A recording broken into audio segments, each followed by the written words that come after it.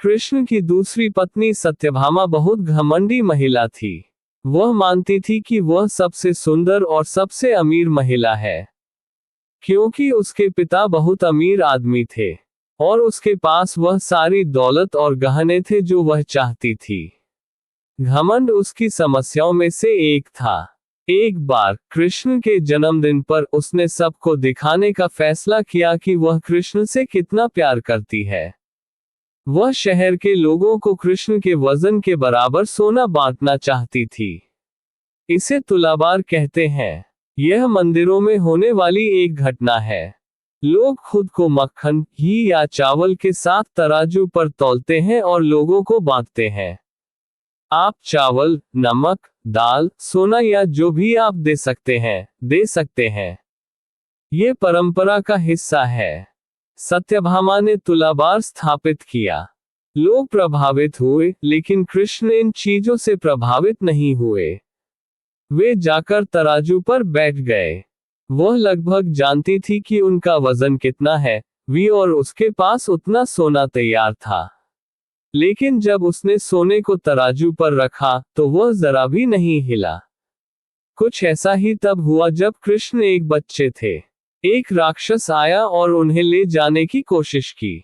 तब कृष्ण बहुत भारी हो गए और राक्षस कृष्ण के साथ ही गिर पड़ा और कुचल गया।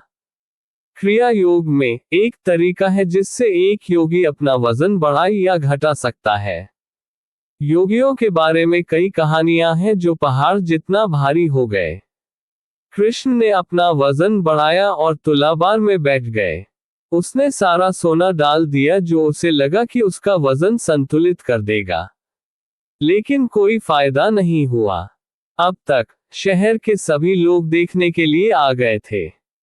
फिर उसने अपने नौकरों से अपने पास मौजूद सभी गहने लाने को कहा। एक एक करके उसने अपने गहने तुलाभार पर इस उम्मीद से रखे कि यह काम करेगा। उसने अपने पास मौजूद सभी गहने तराजू पर रखे, लेकिन तराजू नहीं हिला। वह रोने लगी क्योंकि यह उसके लिए बहुत शर्मनाक था। पूरा शहर इस अनुष्ठान के लिए वहां इकट्ठा हुआ था, लेकिन उसके पास पर्याप्त सोना नहीं था। जो व्यक्ति हमेशा अपने भाग्य और धन पर इतना गर्व करता था, उसके पास पर्याप्त सोना नहीं था या उसे पता नहीं था कि क्या करना है। फिर उसने रुक्मिणी की ओर देखा, एक ऐसी व्यक्ति जिससे वह हमेशा थोड़ी ईर्ष्या करती थी और जिससे उसे परेशानी होती थी। उसने रुक्मिणी से पूछा, मैं क्या करूं? क्योंकि यह शर्म सिर्फ मेरे लिए नहीं है, ये तुम्हारे लिए, मेरे लिए और सभी के लिए है। क्या करूं? रुक्मिणी बस बाहर गई और बाहर लगे तुलसी के पौधे से 3 पत्ते तोड़कर तुलाभार पर रख दिए और कृष्ण ऊपर हो गए।